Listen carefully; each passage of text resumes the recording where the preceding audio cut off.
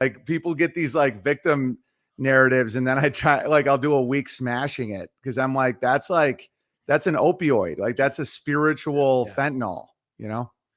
Absolutely. I always find it amazing how Jewish people do. Like, I mean, it goes through cycles. Like we go through a cycle of like, you can't say anything against Jewish people because anti-Semitism, or Jews run the world, we hate them all. It's like this cycle, but the Catholic Church just keeps clicking on along after, hundreds of years of pedophilia and rape and, like all sorts of shit.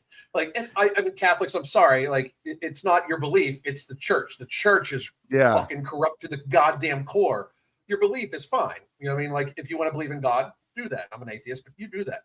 But I can tell you that the Catholic Church is corrupt as fuck.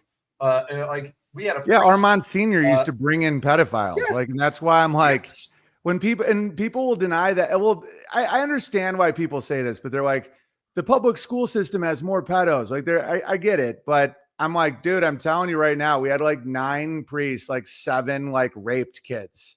Wow. So it's like, wow. And they would go after kids without dads, and it was just insane. And so like, when someone denies that reality, I'm not saying that there isn't pedo problems everywhere or whatever, but it's like, I just kind of suspect they're full of shit. And then that also, like, Only Us, like the Special Boy stuff. That's why as a comic, I just rip on that shit, because you don't want to fall in those traps. And the funny thing is that probably those 7 priests, they didn't go to jail. They just got reassigned to a different parish. Probably. Yeah, and it was paid for by the 10% in the basket. Yeah, it's insane. Yeah. That is wild. So basically we should blame the Catholics. I'm down with that. That's the thing. It's all about blaming yourself. It's like, one of my buddies is, he's like, are you a victim or a victor? I like those V's. There's probably some good Jew magic in the letter V or something that you know about. Andrew would know. Yes, the letter Vav, very powerful letter. Oh my God. It's a powerful letter. Is it powerful enough to allow you to eat a cheeseburger? Hey, Vav, and another. You don't even to spell out the name of God. You need to have a good reason. But yes, it's in the name of God. So yes, the V, the Vav, very powerful. Yes, Jew magic. So no ends, all V's. That's right. No ends, all V's. Yeah, that's why I try to accept the responsibility. My life always goes so much better when I do that. It's like, I'm not getting as much support, and then you just think like, okay, how can I serve my listeners better? How can I try harder? And then it always goes better, and you have like a great week, versus like, oh, everyone's gay now. It's just, it just doesn't work.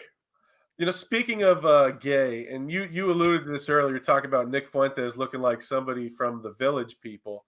Did Nick and Ian Carroll not make it clear enough to people that they're gay with their giant handlebar mustaches, Owen?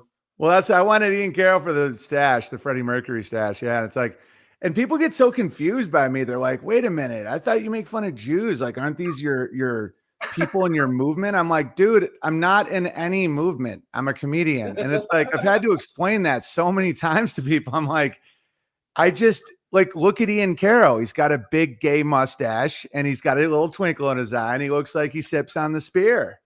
And then they're like, sips on the spear. Yeah. And so just one thing I've been trying to do better on Twitter is I write like you can't not see I'm joking. Where it's like I do all these alliterated things where I'm like, yeah, he likes to hammer hug. He does a spunk spelunk, and that way it's like obviously funny. So if you take it seriously, like you're crazy, I'm still fucked up on sips on the spear. Yeah. Oh, I was not ready. Where did I was Ian not ready, Carroll, but I am stealing the fuck out of that. Where did Ian Carroll come from? All of a sudden, he's like huge. I don't even know who this guy is. Where did he come from? Out of nowhere, he got dropped down from the heavens above to hate Jews. Yeah. It's almost like there's like anti-Semite grifting things now, where it's like, yeah, the same thing. Like me as a truther, I would look at that and be like, where the hell did he come from? Like, what's his backstory? Like, how is he allowed to do this? If it's so taboo, why is he not banned from anything? Does anybody have a LinkedIn? Like, I have a LinkedIn. It tells you exactly where I've been. Why doesn't everybody have a LinkedIn? Like, these people have no LinkedIns. I was probably kicked off LinkedIn and I didn't even realize it. Well, so I actually do have LinkedIn because I own businesses and honestly like suppliers and stuff, you know, I communicate with them on there. But yeah, LinkedIn's it's become somehow they found a way to make LinkedIn political. I went on there the other day. I'm like, y'all just don't want to get hired at all, do you? Yeah. I don't say anything on LinkedIn other than like business strategy stuff. But like people go in there and they're like, did you know that Israel's doing this? I'm like, bro, it's fucking LinkedIn. Like this is not X. They have platforms for that. Right. This is for businesses to communicate and hire people and talk about what you do for a living and how you can make their business more efficient. It's not about your thoughts on the fucking war in Gaza. They want free. They want free social clout. I think that's why people. Because I'm like you. I've seen so many cowards that I'm like, they don't care. So why are they doing this? I think it's just like, it's like they want something for nothing. It's like fiat social clout. It's so fascinating. Where if they say that, they think someone will be like, "Oh, I'm going to hire you," even though you don't have the credentials because you get it. You know, and that's why it's. Because if you look at the world, like Coca-Cola has hit squads in fucking Guatemala, you know, it's like they don't care. You know what I mean? No, like but yeah. Yeah. The thing about businesses is they don't even want leftist crazy people. No, they want people now it's swinging hard. Yeah, too. yeah. Well, it's going far right. And Saturday Night Live did a whole skit on males adopting babies, which was great. It was actually one of the funniest skits I've seen. Other than the news guys, they're amazing. Yeah. Like when they go in, the white guy tells as a black guy, and the black guy writes it for him.